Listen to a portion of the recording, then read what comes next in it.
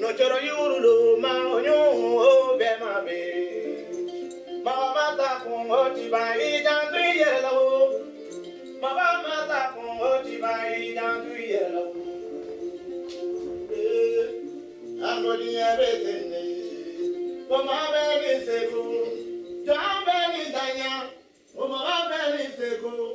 Ala la di ebe tene.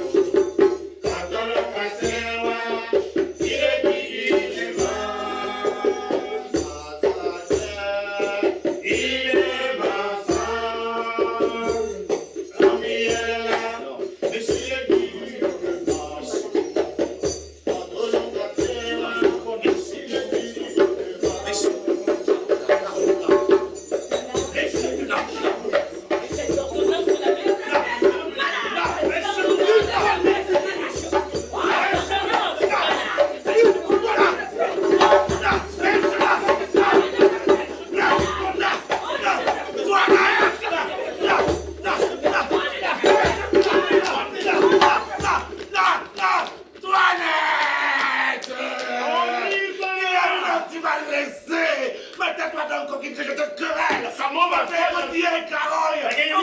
Coquine. Faut encore que je n'ai pas le plaisir de quereller. Tu m'en empêches à m'interrompre à tout coup.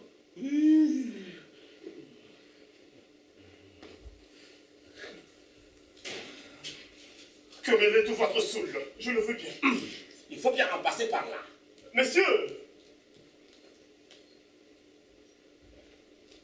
Ôte-moi ceci. Coquine, ôte-moi ceci. Mon lavement d'aujourd'hui a-t-il bien opéré? Votre lavement? Oui, ai-je bien fait de la pile? Oh, ma foi, je ne m'occupe pas de ces affaires-là. C'est à monsieur Purgon à y mettre le nez, puisqu'il en a le profit. Qu'on me tienne un bouillon prêt pour l'autre que je dois tantôt prendre. Ce monsieur Purgon s'égaye sur votre corps. Il a en vous une bonne vache à lait. Je voudrais bien lui demander quel mal vous avez pour faire tant de remèdes. Tais-toi, Carogne. Ce n'est pas à toi à contrôler les ordonnances de la médecine. Comme me fasse venir ma fille Angélique, j'ai à lui parler. Monsieur, elle en voilà qui arrive d'elle-même. Elle a deviné votre pensée. Ça, ma fille, vous venez à propos. Je vais revenir. Je vais revenir.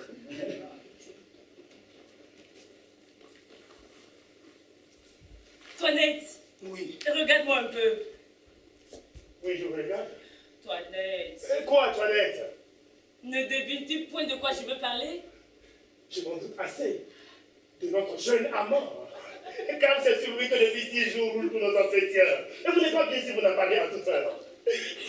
Mais dis-moi, Toinette, ne trouves-tu pas que cette action d'embrasser ma défense sans me connaître est tout à fait d'un honnête homme? Oui. Que l'on ne peut amuser plus généreusement? Oui. Et qui fait tout cela de la meilleure grâce du monde? Oh, oui. Ne trouves-tu pas qu'il est bien fait de sa personne? Assurément. Qu'il a l'air le meilleur du monde? Sans doute. Que ses discours comme ses actions ont quelque chose de noble? Oh, cela est vrai. Que l'on ne peut rien entendre de plus passionné que ce qu'il me dit. Oh, cela est sûr.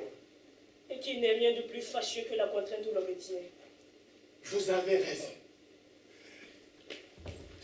Mais ma pauvre Toinette, crois-tu qu'il m'aime autant qu'il me le dit? Ces choses-là sont un peu sujet à caution. Les grimaces d'amour ressemblent fort à la vérité. J'ai vu le grand comédien là-dessus. Antoinette, que dis-tu là? Hélas, la façon dont il parle, serait-il bien possible qu'il ne me dise pas vrai? Oh, votre père qui le fait. Ça, ma fille, j'ai à vous dire une nouvelle où peut-être ne vous attendez-vous pas.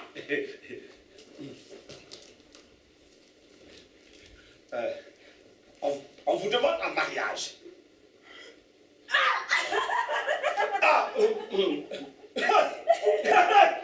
Qu'est-ce que vous riez? Nature, il n'y a rien de plus drôle pour les jeunes filles que ce mot de mariage.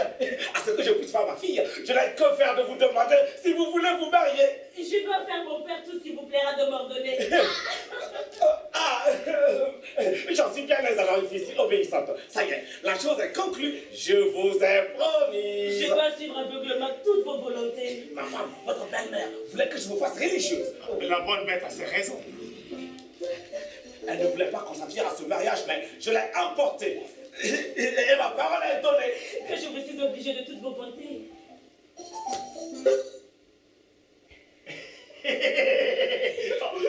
En vérité, je vous ai pas encore de cela. Et voici l'action la plus sage que vous ayez faite de votre vie. Je n'ai point encore vu la personne, mais on m'a dit que j'en serais content. Et toi aussi. Assurément, mon père. Assurément. Comment ça, assurément? L'as-tu déjà vu? Puisque votre consentement m'autorise à pouvoir vous ouvrir mon cœur, je ne feindrai pas de vous dire que le hasard nous a fait connaître il y a 6 jours de cela. Et que la demande qu'on vous a faite, elle ne peut de l'inclination que dès cette première vue nous avons prise l'un pour l'autre. On ne m'a pas encore dit cela. Mais j'en suis bien aise que les choses se passent de la sorte. On m'a dit que c'est un grand jeune garçon bien fait. Oui, mon père. De belle taille. Tout à fait. Agréable de sa Sans personne. doute. Fort honnête. Le plus honnête du monde. Sage bien né. Oh oui. Qui parle bien latin et grec. C'est ce que je sais. Et qui sera reçu médecin dans 3 jours. Dans 3 jours. Lui, mon père? Oui. Comment il ne te l'a pas dit? Non, vraiment. Oui, Et qui vous l'a dit à vous? Monsieur Purgon. Est-ce que Monsieur Purgon le connaît? La belle demande. Il faut bien qu'il le connaisse, puisque c'est son neveu. Cléante? Neveu de Monsieur Purgon? Mais quelle cliente? Nous parlons de celui pour qui on t'a demandé un mariage. Mais oui. Eh bien, c'est le neveu de Monsieur Purgon, qui est le fils de son beau-frère, le médecin Monsieur Diaphorus. Et ce fils-là s'appelle Thomas Diaphorus, et non pas Cléante. Nous avons conclu ce mariage-là ce matin, Monsieur Pulon et moi-même, et ce gendre prétendu doit m'être présenté demain matin par son père. Qu'est-ce, ma fille? Voilà tout retourné. C'est mon père que je connais que vous avez parlé d'une personne et que j'ai entendu une autre. Et quoi, monsieur? Quoi? Vous auriez fait ce dessin burlesque, hein? Et avec tout le bien que vous avez, vous voulez marier votre fille avec un médecin? Ah, vous le maintenant?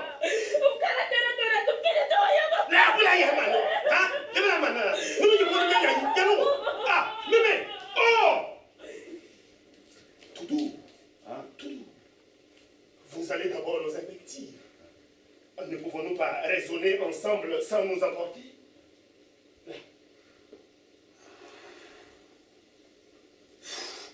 Parlons de sa foi. Dites-moi s'il vous plaît, quelle est votre raison pour un tel mariage? Ma raison, oui. Ma raison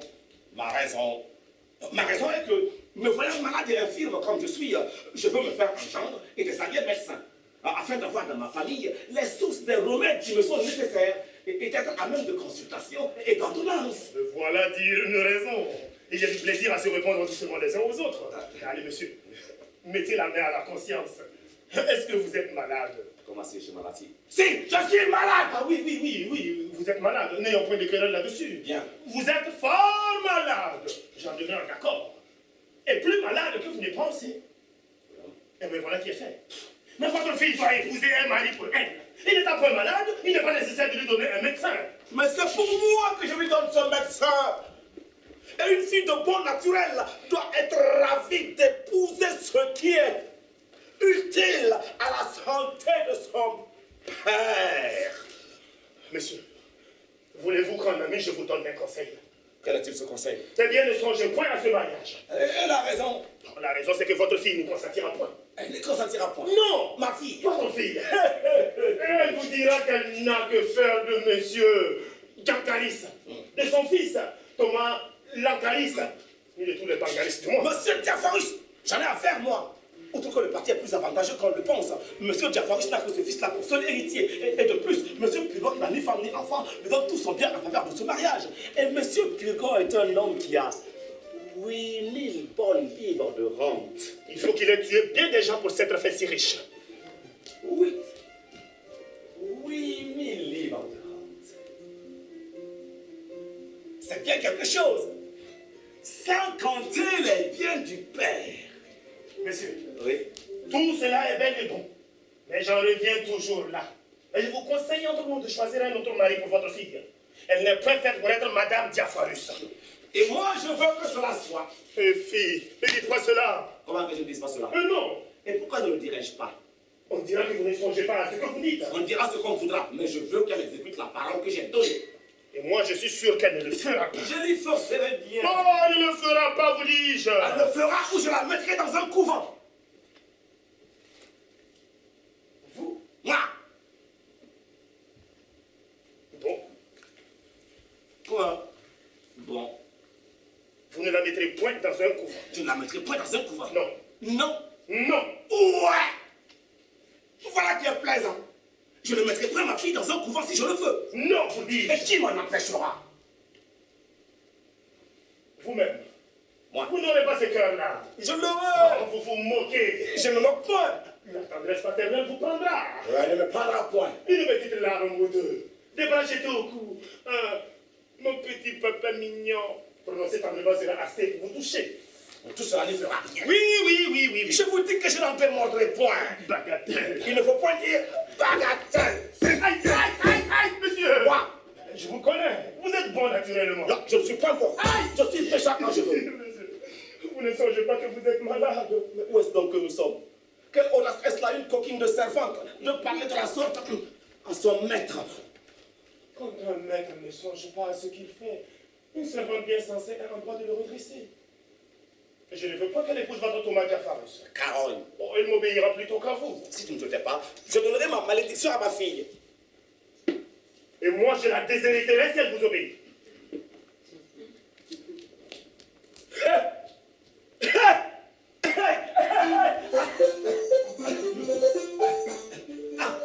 Ma femme, approchez. Qu'avez-vous, mon pauvre petit mari? sont ici à mon secours. Qu'est-ce que c'est donc qu'il y a, mon petit-fils? Mamie. Mon ami. On vient de me mettre en colère. Hélas, pauvre petit mari. Comment donc, mon ami? Votre coquine de toilette est devenue plus insolente que jamais. Parce que ne Elle m'a pas fait enrager. tout cela. Là!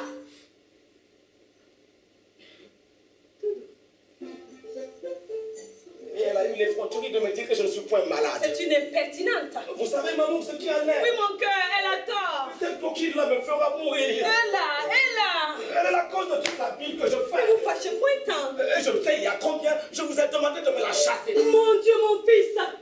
Il n'y a pas de serviteurs et de servantes qui n'ont leur défaut. On est contraint parfois de souffrir leur mauvaise qualité à cause des bonnes.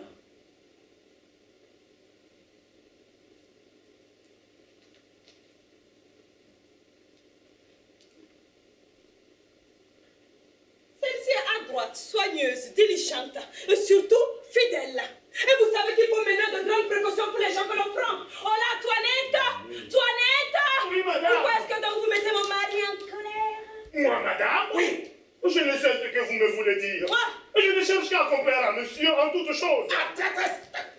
Madame, il nous a dit qu'il voulait donner sa fille en mariage au fils de monsieur Diaphanus. Je lui ai dit que je trouvais le parti fort avantageux pour elle, mais qu'il ferait mieux de la mettre dans un couvent.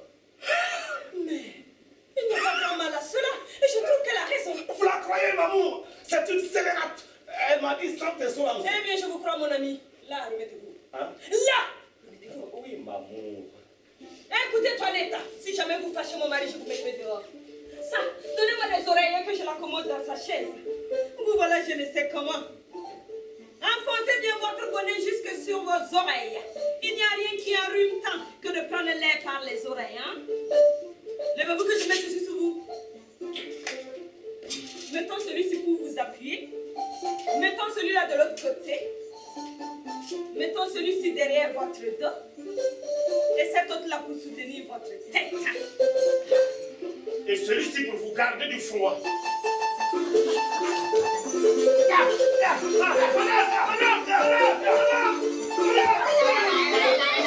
Qu'est-ce donc?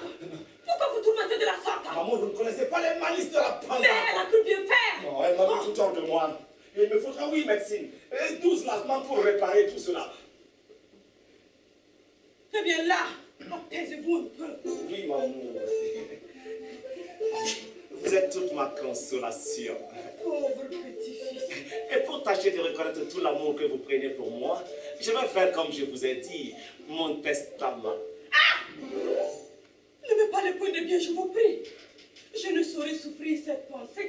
Et le seul mot de testament me fait tressaillir de douleur. Je vous ai demandé pour cela de parler à votre notaire. Ah, le voilà là-dedans, que j'amène avec moi. Et là, quand on aime bien un mari, on est guère en état de songer à tout cela. Oui, mais... approchez, monsieur de Bonnefoy. Asseyez-vous, je vous en prie. Ma femme m'a dit, monsieur, que vous êtes fort honnête homme et tout à fait de ses amis. Et je lui ai demandé pour cela de vous parler d'un testament que je veux faire. Hélas, je ne suis pas incapable de parler de ces choses-là. Elle m'a, monsieur, expliqué vos intentions et le dessein où vous êtes pour elle. Mais j'ai à vous dire là-dessus que vous ne sauriez rien donner à votre femme par votre testament. Pourquoi? La coutume y résiste. Si vous étiez un pays de droit écrit, cela se pourrait faire. Mais ici, dans les pays coutumiers, au moins pour la plupart, c'est ce qui ne se peut faire. Et la disposition serait nulle. Tout l'avantage qu'ont les femmes conjointes par mariage se peut faire l'un dans l'autre. C'est un don mutuel entre vifs. Mais encore faut-il qu'il n'y ait enfant, soit des deux conjoints ou de l'un d'eux lors du décès du premier mourant. Comment? Comment? Du premier mourant. Voilà une coutume bien impertinente. Qu'un homme ne puisse rien donner à une femme qu'il aime tendrement et qui prend de lui tant de soin. J'aurais besoin de consulter mon avocat. Oh non! Ce n'est point à des avocats qu'il faut aller, car ils sont d'ordinaire sévères là-dessus. Et s'imaginent que c'est un grand crime que de disposer en fraude de la loi. Ce sont genre de difficultés et qui sont ignorants des détours de la conscience. Il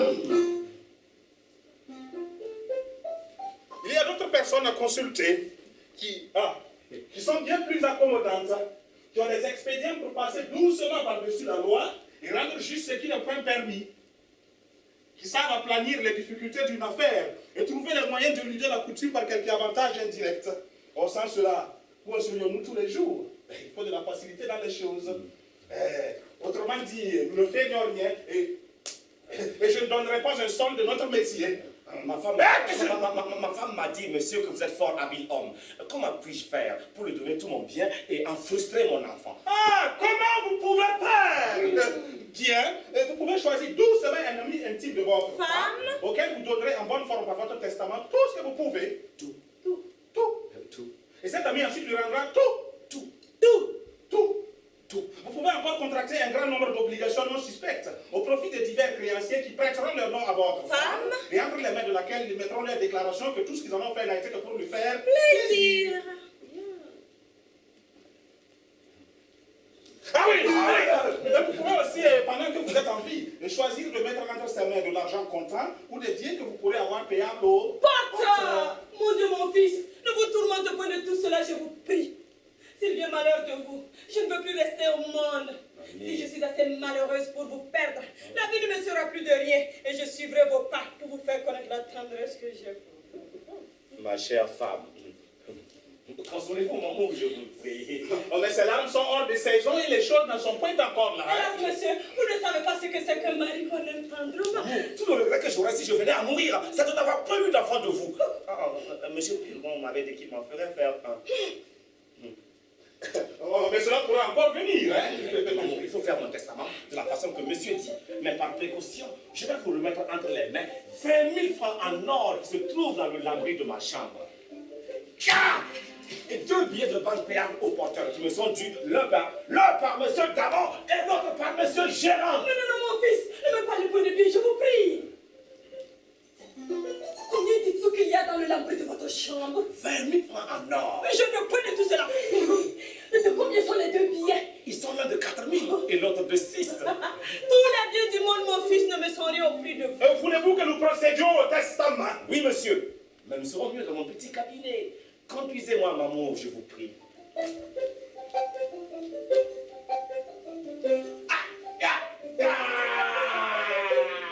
Oh, allons, mon pauvre petit mari.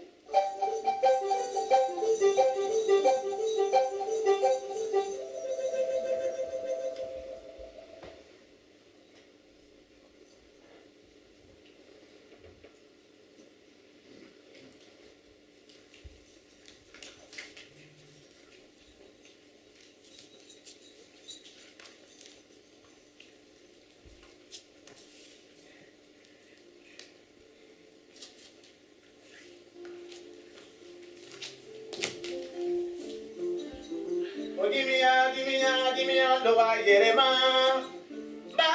Bara, dimia, do I yerema. O dimia, do I yerema. No bahana bara, dimia, do I yerema. Jarabi do manye, kano yongo do manye. Jarabi do manye, kano yongo do manye. O dimia, do I yerema.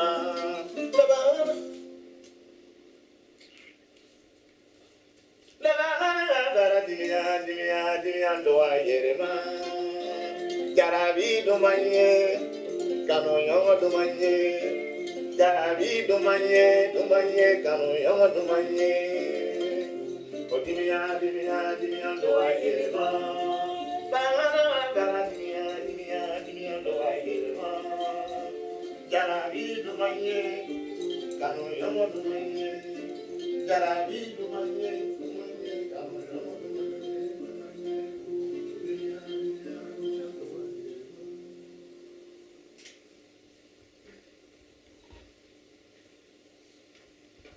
Monsieur Purgon m'a demandé de me promener tous les matins dans ma chambre. 12 allées et 12 retours. Mais j'ai oublié à lui demander si c'est en long ou en large.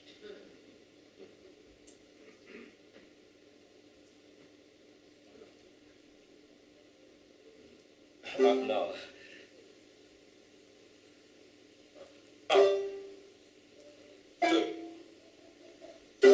Monsieur, Je viens de parler le cerveau et tu ne songes pas qu'il ne faut pas parler si haut à un malade.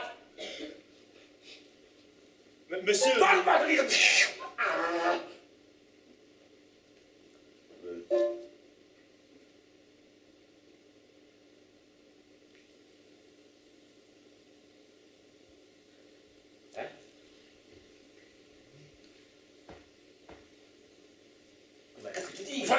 qui veut parler à vous. Qu'il vienne. Oh. Oh. 2. Oh. 2. 1. 2. Bonjour, monsieur. Ne parlez pas si haut.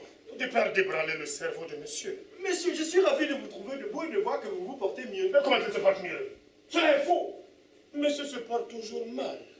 Oui, j'ai dit que monsieur était mieux et je le trouve bon visage. Et que voulez-vous dire avec votre bon visage? Monsieur la forme mauvais. Ce sont des impertinents qui disent qu'il était mieux. Il ne s'est jamais si mal porté.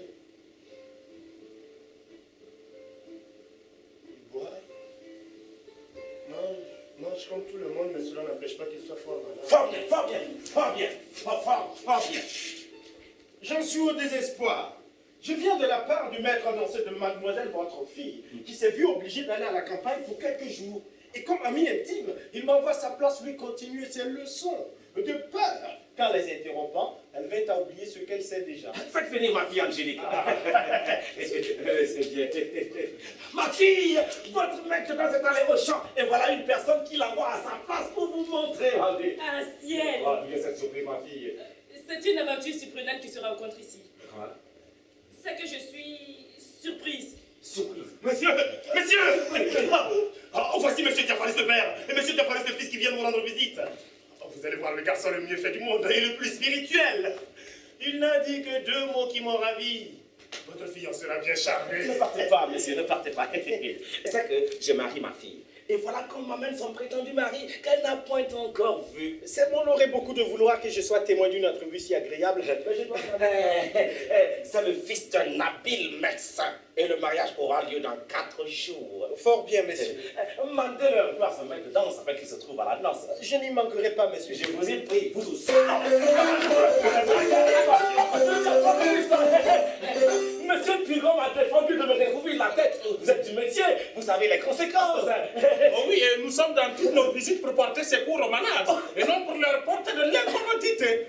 Bien, je vous reçois, monsieur Thomas et moi. Nous témoignons, monsieur, le ravissement où nous sommes. De la grâce que vous nous faites, de bien vouloir nous recevoir. Dans l'honneur, monsieur, de notre alliance, de vous assurer que dans les choses qui dépendront de votre métier, de notre cas toutes choses, nous serons toujours prêts à vous témoigner notre zèle.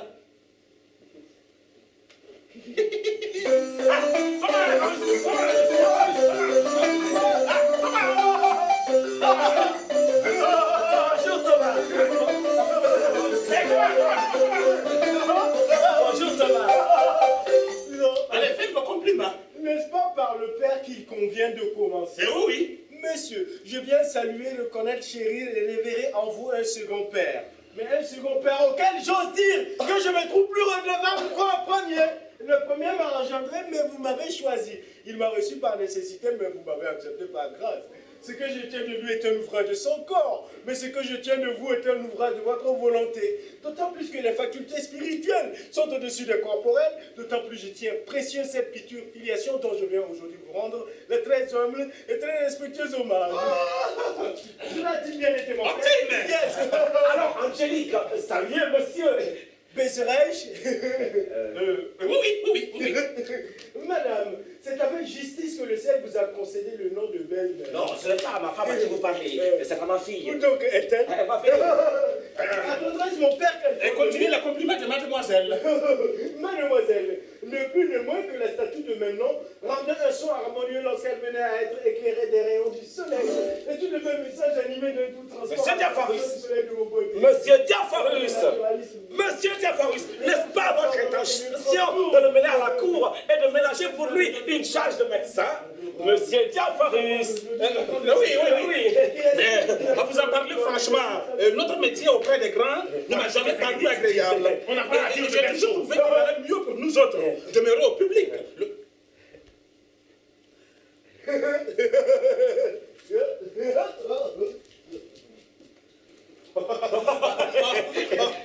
Le public est commode. Vous n'avez à répondre de vos actions à personne, pourvu que l'on suive le courant des règles de l'art. Et on ne se met point en peine de tout ce qui peut arriver. Bon, ce qu'il y a de fâcheux auprès des grands, c'est que quand ils viennent à être malades, ils veulent absolument que leur médecin les guérisse. Ils sont bien impertinents de vouloir que vous autres messieurs vous les guérissiez. vous n'êtes pas auprès de pour cela. Vous n'y êtes que pour recevoir vos pensions et leur ordonner des remèdes. Eh bien, cette affaire guérie, s'il peut. Oui, on est obligé qu'à traiter les gens dans les forêts. Monsieur, jusqu'au revoir. Jusqu'au revoir.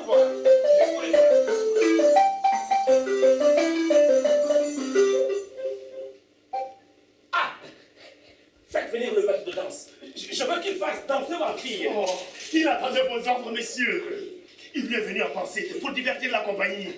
De danser avec mademoiselle une petite scène d'un opéra qu'ils ont préparé depuis peu. Mais pensent-ils beau? Oh, ma foi, c'est ce qu'il prétend. Mais qu'attendons-nous alors? Oh. Wow.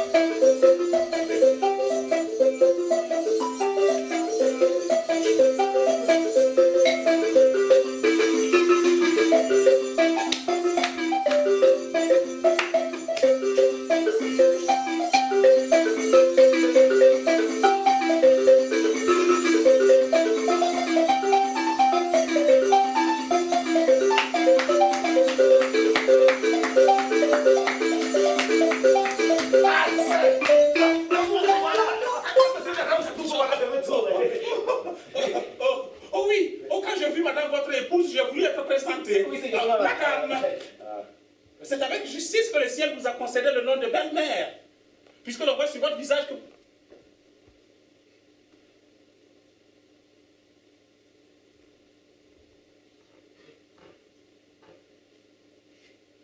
Puisque l'on voit sur votre visage que...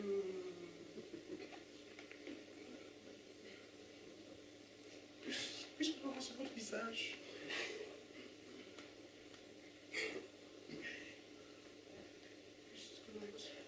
Monsieur, je suis ravie d'être venue ici à propos pour avoir l'honneur de vous voir. Puisque l'on voit sur votre visage... Puisque l'on voit sur votre visage... Oh, madame, vous m'avez interrompu au milieu de ma période et cela m'a troublé la mémoire. Comment? Oui, maman. Je voudrais que vous eussiez été ici tantôt. Madame, vous avez perdu de n'avoir pas été au second père. À la statue de même nom, et à la flamme nommée Elio.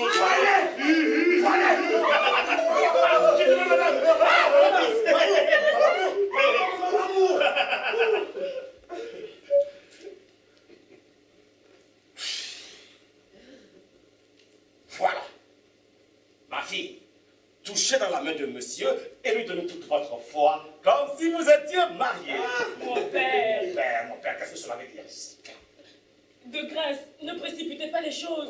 Donnez-nous au moins le temps de mieux se connaître, de voir naître en nous cette inclination si nécessaire à composer une union parfaite. Quant à moi, mademoiselle, elle est déjà toute née à moi et je n'ai pas besoin d'attendre davantage. Si vous êtes si prompt, monsieur, il n'en est pas de même de moi. Je vous avoue que votre mérite n'a pas encore fait assez d'impression dans mon âme. Ma fille, tout cela aura le loisir de se faire lorsque vous serez mariés ensemble. Mon père, donnez-moi du temps, je vous prie. Le mariage est une chaîne où l'on ne doit jamais soumettre un cœur par force. Et si monsieur est un honnête homme, il ne doit pas vouloir accepter une personne qui sera à lui par contrainte. Négo conséquent, Mademoiselle, mon fils prie être un honnête homme et bien vouloir vous recevoir des mains de monsieur votre père. Hein? C'est un méchant moyen de se faire aimer de quelqu'un que de lui faire violence. Mademoiselle, nous lisons des anciens que leur coutume était d'enlever, et par force de la maison des pères, les filles qu'on menait mariées. Afin qu'il ne semble pas que ce feu de leur consentement qu'elles convolaient dans les bras d'un homme. Les anciens, monsieur, sont les anciens. Nous sommes les jeunes de maintenant et les grimaces ne sont point nécessaires dans notre siècle. Quand un mariage nous plaît, nous savons fort bien y aller sans qu'on nous y traîne. Alors donnez-vous patience. Si vous m'aimez, monsieur, vous devez vouloir tout ce que je veux. Oui, mademoiselle, jusqu'aux intérêts de mon amour exclusivement. Mais la grande marque d'amour, c'est d'être soumis aux volontés de celle qu'on aime. Distingo, mademoiselle. Mademoiselle, en ce qui ne concerne pas sa possession, c'est beau. Mais en ce qui la concerne, niez. Vous avez beau raisonner. Monsieur est frère et du collège. Et il vous donnera toujours votre reste. Mamour. Mamour.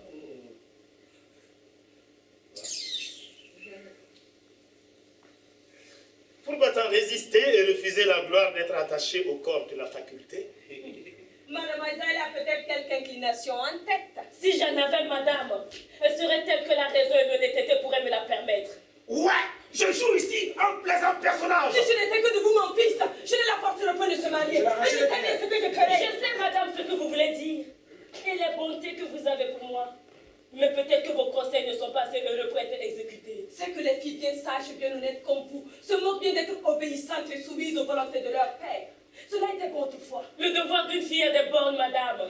Ni les lois, ni les raisons ne n'étalent pas toutes sortes de choses. Ah, c'est-à-dire que vos idées ne sont que pour le mariage. Mais vous voulez choisir un époux à votre fantaisie. Je l'arrangerai bien. Je l'arrangerai bien.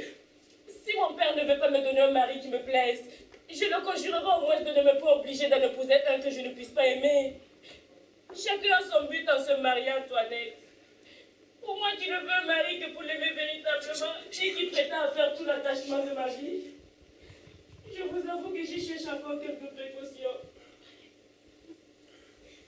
Il y en a qui se marient seulement pour se tirer de la contrainte de leurs parents et se mettre en état de vouloir faire tout ce qu'ils voudront. Il y en a d'autres, madame, qui font du mariage un commerce de pur intérêt, qui ne se marient que pour gagner de l'argent et que pour s'enrichir par la mort de ceux qu'elles épousent. Elles courent sans scrupule de mari à mari pour s'approprier leur dépouille. Ces personnes, à la vérité-là, ne cherchent pas tant de façons et regardent peu à la personne. Je vous trouve aujourd'hui bien raisonnante. Je voudrais bien savoir ce que vous voulez dire par là.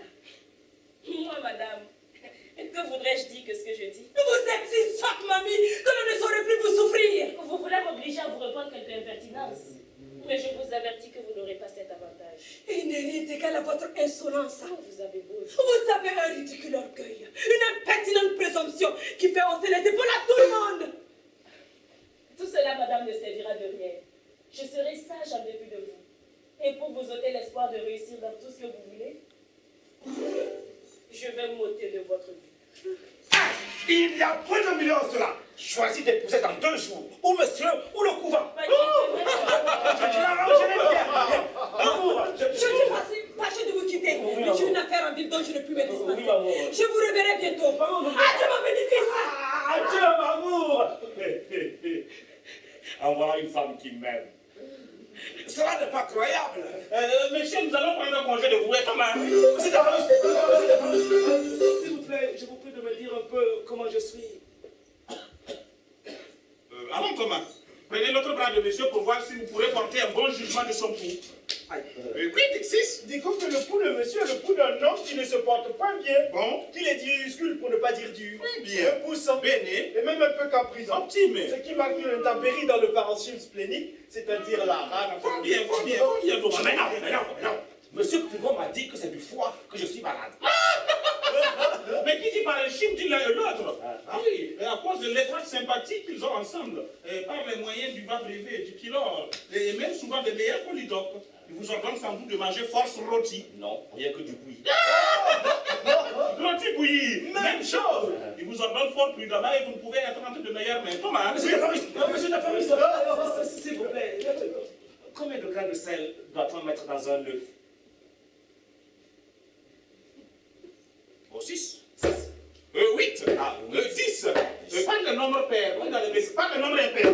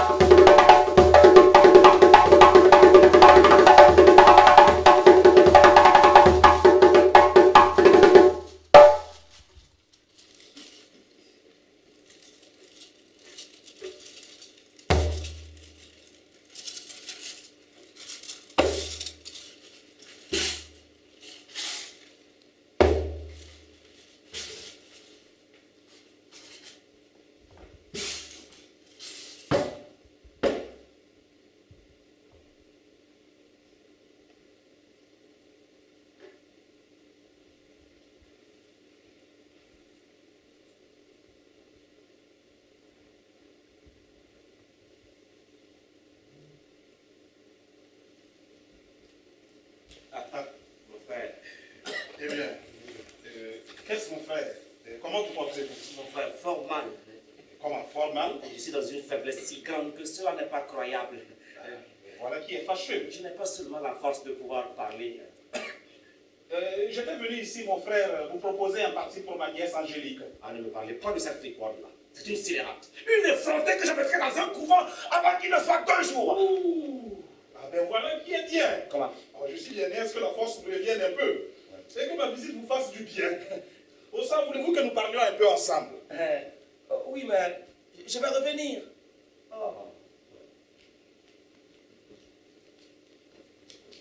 Monsieur, n'abandonnez surtout pas les intérêts de votre nièce. J'emploierai toutes choses pour lui obtenir ce qu'elle souhaite. Il faut absolument empêcher ce mariage extravagant qu'il s'est mis dans la fantaisie. Et j'avais songé en moi-même que ça aurait été une bonne affaire de pouvoir introduire ici un médecin à notre poste pour pouvoir le dégoûter de son monsieur Purgon et lui décrier sa conduite. Comme nous n'avons personne sous la main, j'ai résolu de jouer un tour de ma tête. Et comment? C'est une imagination burlesque. Ça sera peut-être plus heureux que sage. Laissez-moi faire. Agissez de votre côté. Hein?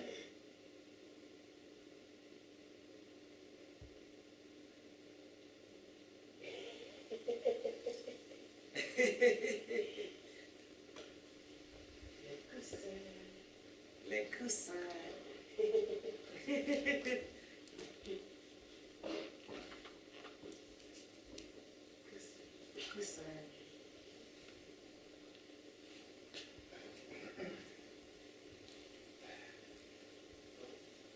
Bien.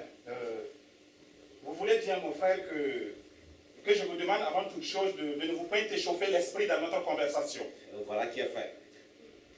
De répondre sans nulle aigreur aux choses que je pourrais vous dire. Oui.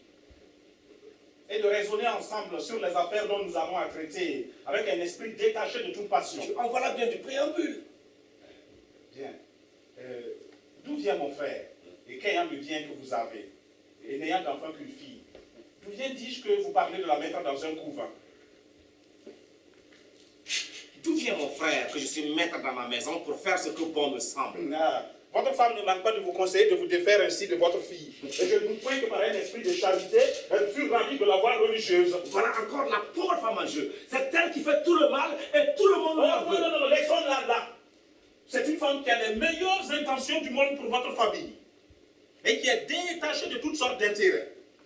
Qui montre pour vous et votre fille une affection et une bonté pas concevables. N'en parlons point et revenons à votre fille. Ce qu'elle pensait, mon frère, la voulez-vous donner en mariage au fils des médecins? Sur la pensée de mon frère que je veux me faire un genre tel qu'il me Mais fait. ce n'est point là, mon frère, le fait de votre fille. Et il se présente un parti plus sortable pour elle. Mais pour ce parti est plus sortable pour moi. Mais le mari qu'elle doit prendre doit-il être pour elle ou pour vous? Peut-être mon frère est pour elle et pour moi. Et je vais en faire dans ma famille les gens. Mais c'est possible, mon frère, que vous soyez toujours embéguiné de vos guérisseurs et de vos Mon médecins. frère, quand on va plus en guérir un autre par les sacrifices et les envoûtements. Dans les discours et dans les choses, ce sont deux sortes de personnes que vos grands médecins. Entendez-les parler, les plus habiles gens du monde. Voyez-les faire, les plus ignorants de tous les hommes. Ouais, vous êtes un grand docteur à ce que je vois. Mais je voudrais qu'il y ait ici quelques-uns de ces messieurs pour vous rembarrer votre raisonnement et vous Mon frère, je le veux bien. Et pour changer de discours, je vous dirais que sur une petite repugnance que vous témoignez votre fille, vous ne devez pas prendre les résolutions violentes de la mettre dans un couvent. Que pour le choix d'un gendre, il ne faut pas suivre aveuglement la passion qui vous apporte. Et que l'on doit, sur cette matière, s'accommoder un peu à l'inclination d'une fille, puisque c'est pour toute la vie. Et de là dépend tout le bonheur d'un mariage. Monsieur Purgon.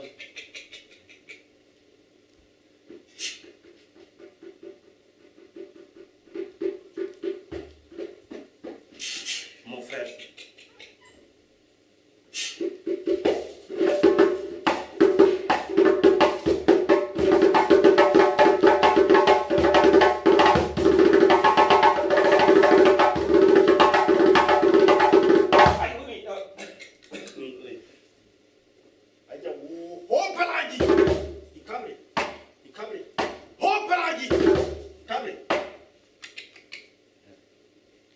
Monsieur Purgon, mon frère.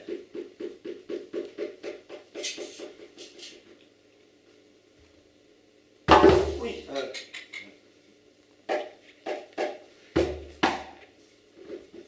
Mon frère, avec votre permission. mission. Mais comment? Que voulez-vous faire? Prendre cette petite médecine. Vous vous moquez. Est-ce que vous ne sauriez rester un moment sans lavement ou sans médecine? Hey, remettez cela une autre fois et demeurez un peu en repos. Monsieur Pigon, demain matin ou à ce soir. De quoi vous mêlez-vous de vous opposer aux ordonnances de la médecine et d'empêcher monsieur de prendre mon traitement?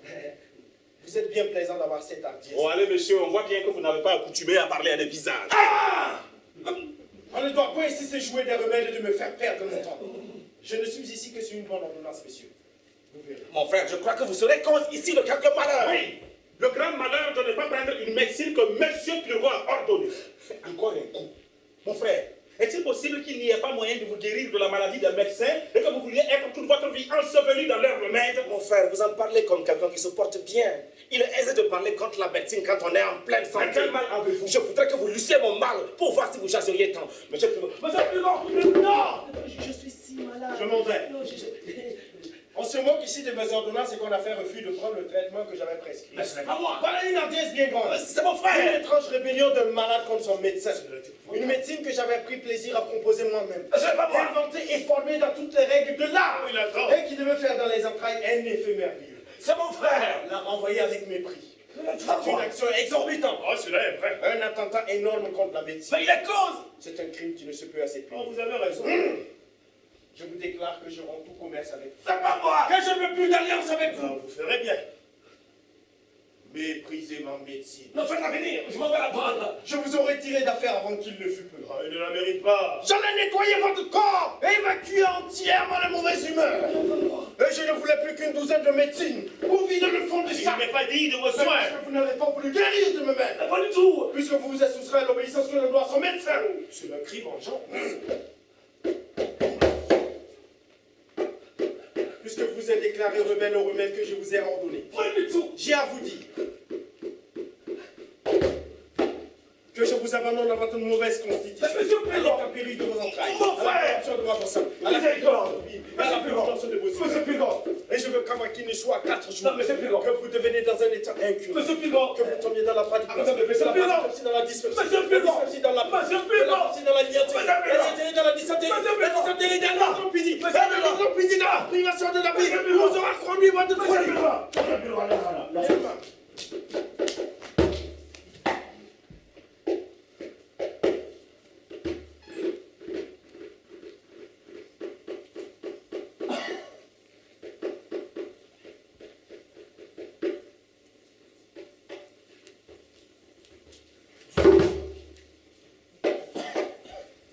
Bon, allez, monsieur. Sortez maintenant. Faut qui, né? Allez, dehors. Non, fais rien. Siete cabe, sac la sac dawaye. Allez, sortez, monsieur. Siete cabe, sac la sac dawaye. Allez, dehors, monsieur. Dawaye. Allez, sortez.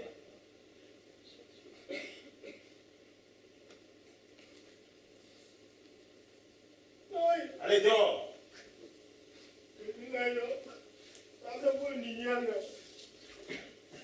Ah, mon frère! Je suis mort! Ah, qu'y a-t-il? Je sens déjà que les esprits se font. Revenez à vous-même et ne donnez point ça à votre imagination. Avez-vous entendu toutes ces maladies dont il m'avait lancé? Le simple homme que vous êtes. Il dit que je deviendrai incurable avant qu'il ne soit que non. Et ce qu'il dit, que fait-il à la chose? Est-ce un oracle qui a parlé? Il semble à vous entendre, mon frère, que M. Purgon tient dans ses mains le filet de vos jours. Et que d'autorité suprême, il vous le rallonge et vous le raccourcisse comme il lui plaît. Et songez, mon frère, que les principes de votre vie sont en vous-même. Et que le courroux de M. Purgon est aussi peu capable de vous faire mourir que ses remèdes de vous faire vivre. Et voici d'ailleurs, si vous voulez, une aventure à vous défaire des médecins. Comment? Ah oui. Ou si vous êtes né à ne pouvoir vous en passer, il est aisé, mon frère, d'en avoir un autre avec lequel vous puissiez courir un peu moins de risques. Monsieur Pigon connaît tout mon tempérament. Et la façon dont il faut faire pour me guérir. Oh, il faut avouer, mon frère, que vous êtes un homme d'une grande prévention et que vous voyez les choses avec des transitions. Monsieur, Oui. voilà un médecin qui demande à vous voir. Quel médecin? Un médecin de la médecine. Je me demande qui il est. Je ne le connais pas, monsieur. Il me ressemble comme deux gouttes d'eau. Et si ma mère n'était pas honnête femme, je dirais que ce serait quelques petits frères qu'elle m'aurait laissés depuis les trépas de mon père. Qu'il vienne, qu'il vienne. Alors, mon frère, vous êtes servi à souhait. Un médecin vous quitte et un autre se présente. Mon frère, je crois que vous serez cause ici de quelques malheurs. Et vous en revenez toujours là, mon frère. Voyez-vous, mon frère, J'ai sur le cœur toutes ces malades. Agréez, messieurs, que je vienne vous rendre visite et vous proposer un petit service pour toute la purgation et les saignées dont vous aurez besoin. Je suis votre serviteur. Ma foi, on dirait Toilette elle-même. J'ai oublié de donner une commission à mon valet, je reviens tout à l'heure.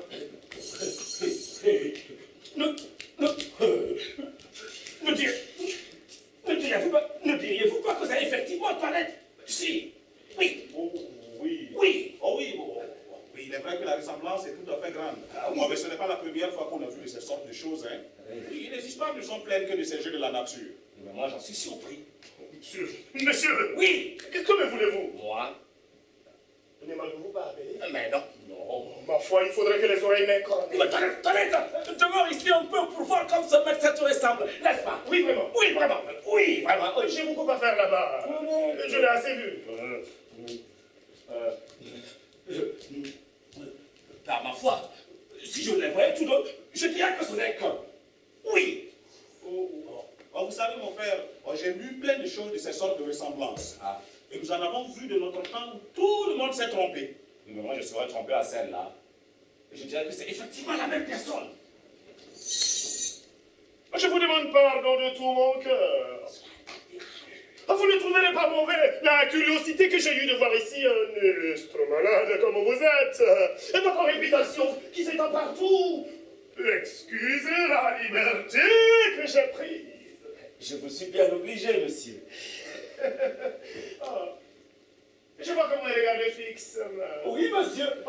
Quel âge croyez-vous que j'ai? Je crois que vous avez tout au plus 26 ou 27 ans.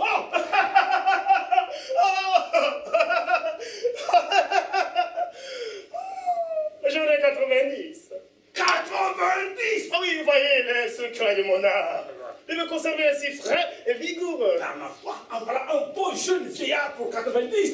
Mais je suis médecin passager qui met le bilan des 2 ans pour voir le malheur pour chercher des leçons matières à ma capacité. Comme par hasard, c'est le plus beau des grands secrets que j'ai trouvé dans la médecine.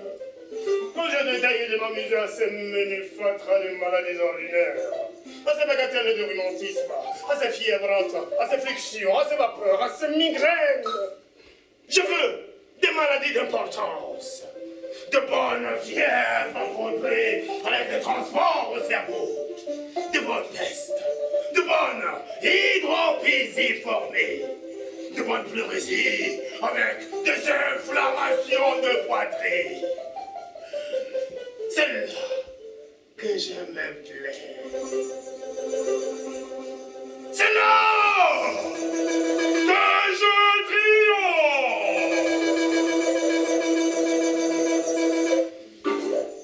Je voudrais, messieurs, que vous eussiez toutes les maladies que je viens de dire. Que vous puissiez abandonner de tous vos médecins, désespérés à l'agonie, pour vous montrer l'excellence de mes remèdes et l'envie que j'aurais de vous rendre service. Je vous suis bien obligé, monsieur. Donnez-moi votre pouls. Mon pouls? Oui.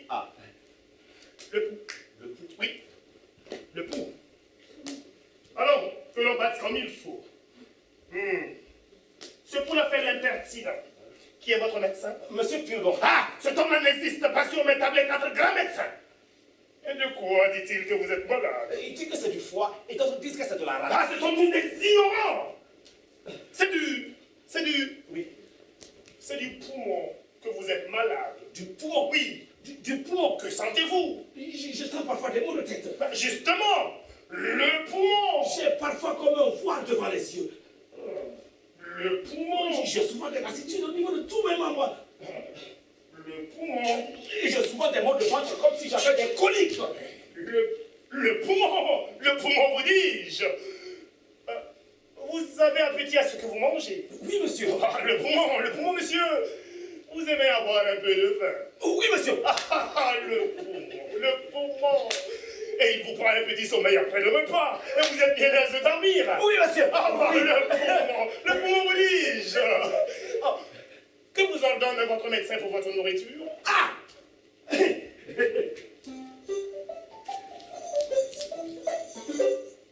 Oui. Oui, il m'en donne du potage. Ignore. De la volaille.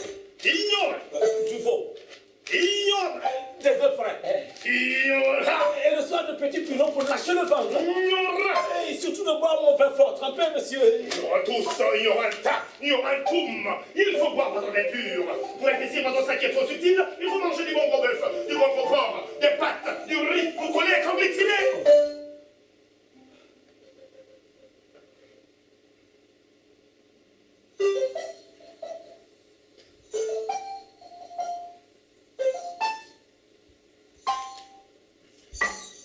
Votre médecin est une bête. Je vais vous en envoyer un de ma main. Et je passerai de temps en temps vous voir, tandis que je serai toujours en cette ville. Je vous suis bien obligé, monsieur. Oh! Que diantre faites-vous de ce bras-là? Comment? Ah ben voilà un bras que je me ferais couper si je n'étais que de vous. Couper mon bras? Oui. Ne voyez-vous pas qu'il tire à soi toute la nourriture et empêche ce côté-là de profiter? Mais j'ai besoin de mon bras, monsieur. Oh! Oui. Bon ben voilà un œil droit que je me ferais crever si j'étais à votre place. Crevez mon œil. Oui. Ne voyez-vous pas qu'il incommande l'autre et lui dérobe toute sa nourriture? Allez, croyez-moi, faites-vous le crever au plus tôt. Vous en verrez plus clair de l'œil gauche. Cela n'est pas pressé, n'est-ce pas, monsieur? Oh, adieu, monsieur. Je suis fâché de vous quitter. Oui, mais- Je dois me rendre à une grande consultation qui doit se faire pour un homme qui mourut hier. Ah, pour un homme qui mourut hier. Oui, pour l'aviser et voir ce qu'il aurait fallu faire pour le guérir. Jusqu'au revoir, monsieur. Jusqu'au revoir. Jusqu'au revoir. Jusqu'au revoir. Jusqu'au revoir. Jusqu'au... Par ma foi, voilà un médecin qui paraît fort habile. Mais il va un peu trop vite. Mais tous les grands médecins sont comme cela, mon frère. Me crever un œil, me couper un bras pour que l'autre se porte mieux. J'aurais aimé qu'il se porte pas bien. La belle opération que de me rendre borgne et manchot. Oh, monsieur, je suis votre servante et je n'ai pas envie de rire. Toilette, monsieur. Toilette. Qu'est-ce? Monsieur, oui, c'est votre médecin. Il voulait me tâter le pouls. Voyez un peu, à l'âge de 90. Eh bien, mon frère, puisque voilà votre monsieur purgombrié avec vous, et ne voulez-vous pas maintenant que je vous parle du parti qui s'offre pour ma nièce Angélique? Ne me parlez pas de cette friponne-là. Elle sera religieuse puisqu'elle s'est opposée à ma volonté. Un point, c'est tout. Vous voulez faire plaisir à quelqu'un? Mon frère, je vous vois venir. Et ma femme vous tient au cœur. Eh bien, puisqu'il faut parler à cœur ouvert, c'est votre femme que je veux dire. Et non plus que l'entêtement de la médecine, je ne puis vous souffrir l'entêtement où vous êtes pour elle. Et voir que vous donniez tête baissée dans tous les pièges qu'elle vous tend. Monsieur, on ne peut point dire cela de madame. C'est une femme sur laquelle il n'y a rien à dire. Une femme sans artifice, qui aime monsieur, qui l'aime. On ne peut pas dire cela. Dites-lui un peu les caresses qu'elle me fait. Cela est vrai. L'inquiétude que lui donne ma maladie. Cela est certain. Et les soins et les peines qu'elle prend autour de moi. Assurément. Monsieur, voulez-vous que je vous convainque que vous fassiez voir comment madame aime monsieur? Monsieur, souffrez que je lui montre son bec jaune et le tir d'erreur. Comment? Madame s'en va revenir. Alors, étendez-vous dans cette chaise et contrefaites-le moi. Vous verrez la douleur où elle sera quand je lui dirai la nouvelle. Je le veux bien. Je le veux bien. Oui, mais ne la laissez pas trop longtemps dans le désespoir, car elle pourrait bien en mourir. Laisse-moi faire, toi. Laisse-moi faire. Vous, mettez-vous de ce côté. Oui, là. Toilette. N'y a-t-il point quelque danger à contrefaire le mort? Quel danger y aurait-il? Allez, étendez-vous là seulement. Allez, fermez les yeux. Fermez les yeux. Hein? Les yeux. Les yeux. Ah, tenez-vous bien. J'entends votre femme. Les yeux. Les yeux. Les yeux.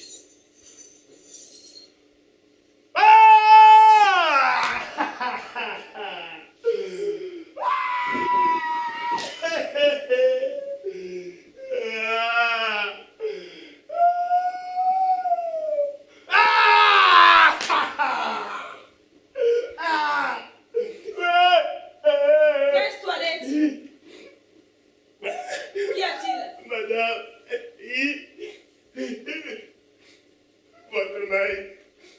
votre mari est mort. Mon mari est mort? Le pauvre devait être trépassé. Assurément. Assurément, madame. Personne ne sait à quoi cette mort-là. Je me suis retrouvée ici toute seule. Il vient de passer entre mes bras. Le voilà allongé dans sa chaise.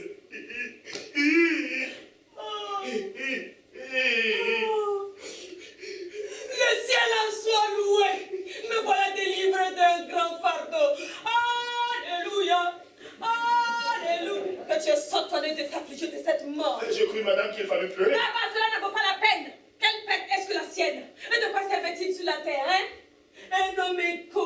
tout le monde, malpropre, dégoûtant, sans cesse un larme ou une médecine dans le ventre, mouchant, toussant, crachant toujours, sans esprit, ennuyeux, de mauvaise humeur, fatiguant sans cesse les gens, grondant jour et nuit, valet et servante. Ah! Voilà une belle oraison funèbre. Écoute-toi, Net, il faut que tu m'aides à exécuter mon dessein. Et tu peux croire qu'en me servant, ta récompense est sûre. Puisque par un grand bonheur, personne n'est encore averti de la chose.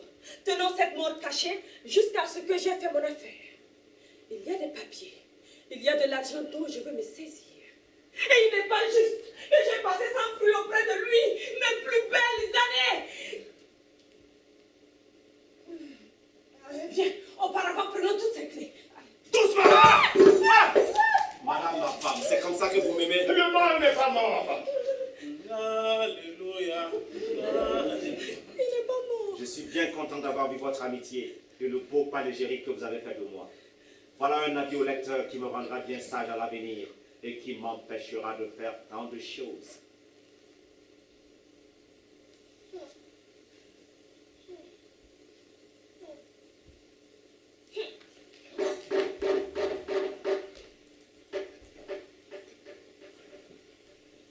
Ma foi, je n'aurais jamais cru cela.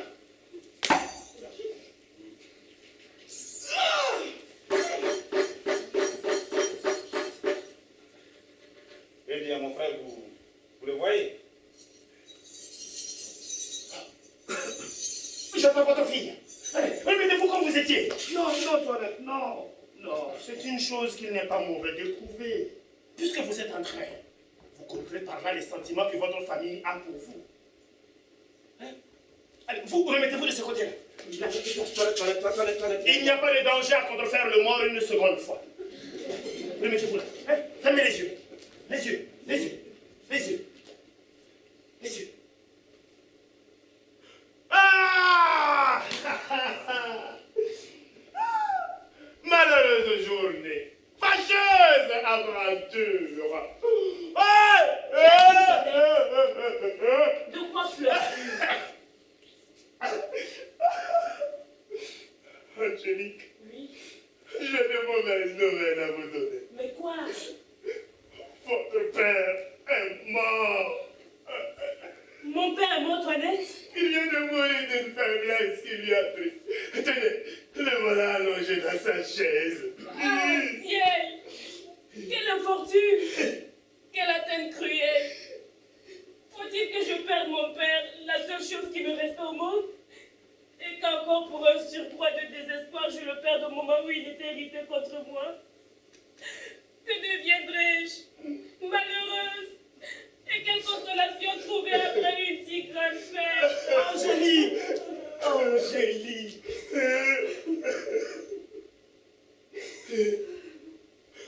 Quel malheur pleurez-vous? Je pleure de la vie ce que je pouvais perdre de plus cher et de plus précieux. Je pleure la mort de mon père.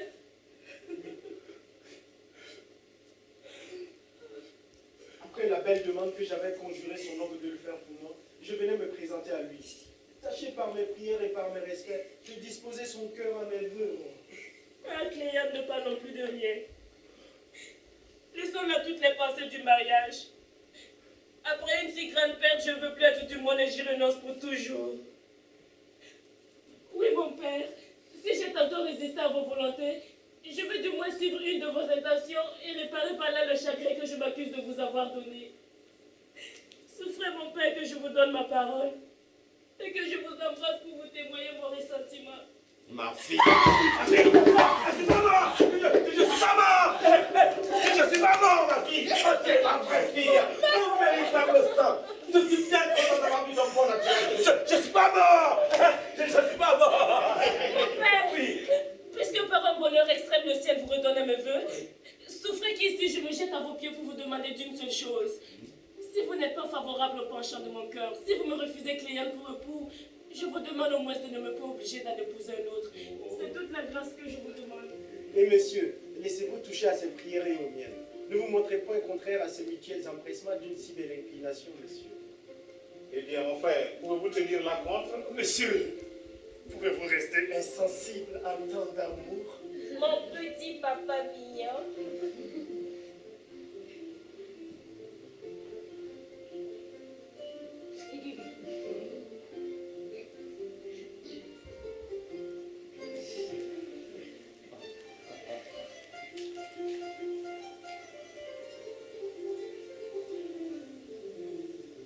Qu'il se fasse médecin, je consens au mariage. Oh, faites-vous médecin et je vous donne ma fille. Très volontiers, monsieur. S'il ne tient qu'à cela pour devenir votre gendre, je me ferai médecin. Apothicaire même, si vous voulez. Et ce n'est pas une affaire que cela. Je ferai bien d'autres choses pour obtenir la paix dans Dieu. Mon frère, il me vient une pensée. Faites-vous médecin vous-même. Oui, la commodité sera encore plus grande d'avoir en vous tout ce qu'il vous faut. Tenez, messieurs, voici le vrai moyen de vous guérir bientôt. Il n'y a pas de maladie si osée que de se jouer à la personne d'un médecin. Et je crois, mon frère, que vous vous moquez de moi. Est-ce que je suis en âge d'étudier? Bon, étudiez, vous êtes assez savant. Il y en a beaucoup parmi eux qui ne sont pas plus habiles que vous. Oui, mais il faut bien savoir parler latin et grec, connaître les maladies et la façon dont il faut faire pour les guérir. Bon, alors, mon frère, en recevant cette robe et ce bonnet, vous serez après plus habile que vous le voudrez.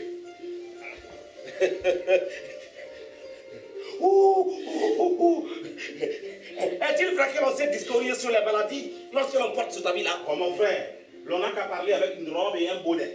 Tout galimatia devient savant et toute sottise devient raison. Oui, Dixis! Pas du Pepsi! Pepsi! Tenez, messieurs, oui. Quand il n'y aura plus que votre barbe, c'est déjà beaucoup. La barbe fait plus de la moitié d'un médecin. Pas du Pepsi! Pepsi! Le poumon! Le foie! Pas du Pepsi! Pepsi!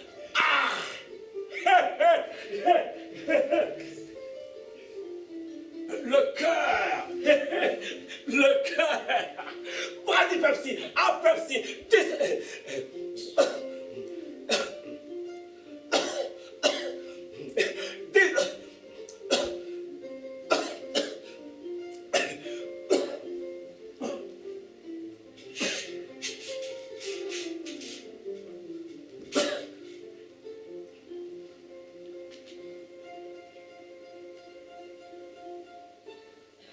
N'y a-t-il point quelque danger à contrefaire le mort? Il est massa, ami elle il est guidi le mao, katolo kasema, il est guidi le mao. Il est massa, ami elle il est guidi le mao, katolo kasema, il est guidi le mao.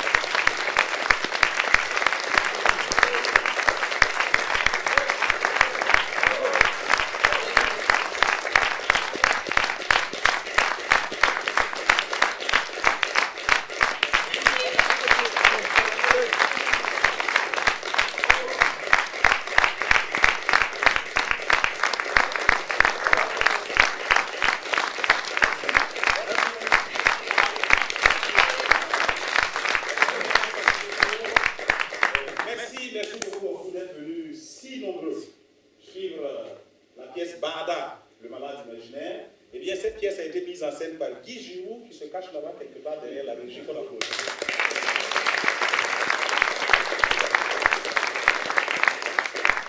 Donc, Bada le malade imaginaire qui se joue ici tous les jours. Parce pièce, donc par le malade imaginaire que vous venez de voir, une deuxième pièce qui s'appelle Antigone Imagu, donc qui se joue ici tous les jours. Donc c'est-à-dire à partir de demain à 15h10. Eh bien, si ce spectacle vous a plu, eh bien, parlez-en autour de vous, parce que j'ai appris quelque chose, c'est que la tradition ici en Avion, c'est le bouche à bouche. Donc, bouche à oreille. Bouche à oreille. J'ai dit bouche à bouche encore. Encore. Oh, bouche à oreille. J'espère que d'ici là je vais réussir. Donc c'est le bouche à oreille. Voilà, donc parlez-en autour de vous, à vos connaissances, à vos amis et même à vos ennemis. Et nous, on accepte tout le monde. Et sachez que vous aussi, vous pouvez revenir autant de fois que vous voulez. La porte vous reste toujours grandement ouverte. En tout cas, sur ce, je crois qu'on ne va pas vous retenir pendant longtemps. Et bien, rentrez bien chez vous et bon festival. Merci.